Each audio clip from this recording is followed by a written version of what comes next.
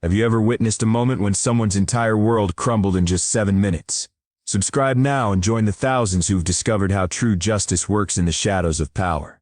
A courthouse shrouded in silence. The air hangs heavy with unspoken tension as Alexandra Bennett strides through the doors. Her impeccable navy suit and confident gait speak of authority before she even opens her mouth. But what happens next will leave you speechless. Officer Richard Coleman, a man drunk on 20 years of unchecked power, takes one look at Alexandra's dark skin and makes a decision that will destroy his career, his reputation, and his freedom. Despite the gleaming FBI badge on her lapel, despite her credentials clearly displayed, he sneers. "That's fake," and violently grabs her wrist. The metallic click of handcuffs echoes through courtroom 4B, a sound that sends shockwaves through the stunned crowd. No one moves, no one speaks.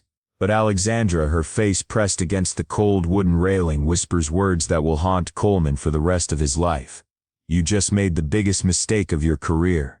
What Coleman doesn't realize, what he couldn't possibly know, is that inside Alexandra's leather briefcase lies the evidence that will not only exonerate her but will expose a corruption ring that stretches across St. Louis and beyond. Evidence that includes his own voice ordering the fabrication of charges against innocent people. Alexandra Bennett didn't get to where she is by accident. The daughter of a hospital nurse who worked double shifts and a father who vanished before her 12th birthday, she learned early that the world would try to silence her twice, once for being black, once for being a woman. But Alexandra Bennett refused to be silenced. By 15, she had memorized the unwritten rules.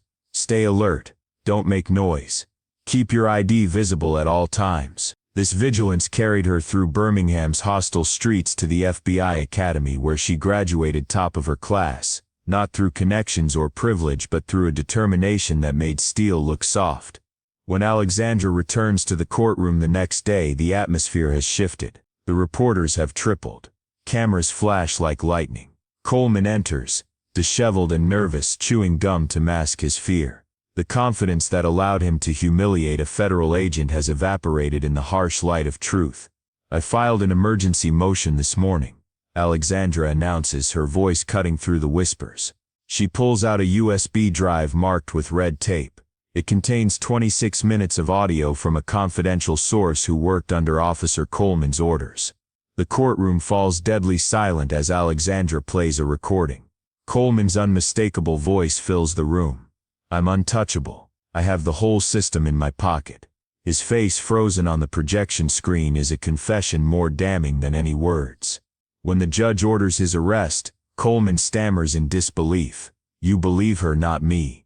But as the handcuffs snap around his wrists, the same handcuffs he used to humiliate Alexandra, no one comes to his defense. Alexandra steps close enough for only Coleman to hear. "You didn't think I'd have the last word, did you?" But this isn't just about one corrupt officer. Alexandra's investigation uncovers a network that spans departments and jurisdictions. With the help of attorney Sarah Williams and remorseful officer Marcus Thompson, she reopens a 5-year-old case involving a whistleblower found dead, officially ruled a suicide but with evidence pointing to murder. The revelation sends shockwaves through law enforcement nationwide. Thompson's public testimony inspires new protections for whistleblowers. Williams becomes an unstoppable force in the courtroom. Coleman is convicted on multiple charges, his fall a stark reminder that no one stands above the law. Alexandra, promoted to a senior position at the FBI, rewrites policies and trains a new generation of agents. But she never forgets the cost, the sleepless nights, the threats, the suspicious glances that follow her even now. Years later, sitting in her mother's Birmingham home, Alexandra touches an old photograph of her father. Her mother, tears glistening, whispers, "He would be so proud of you." Alexandra doesn't respond, but for the first time in years she takes a deep breath, feeling the weight lighten if only for a moment. This isn't just Alexandra's story, it's a challenge to all of us. What would you do if the system tried to silence you? Would you find the courage to speak, even when it costs everything? Would you listen to those finally breaking their silence? Justice doesn't arrive with applause or trophies. It comes with scars, sleepless nights, and the radical act of doing what's right, again and again. Alexandra showed us that one voice, your voice, can change everything.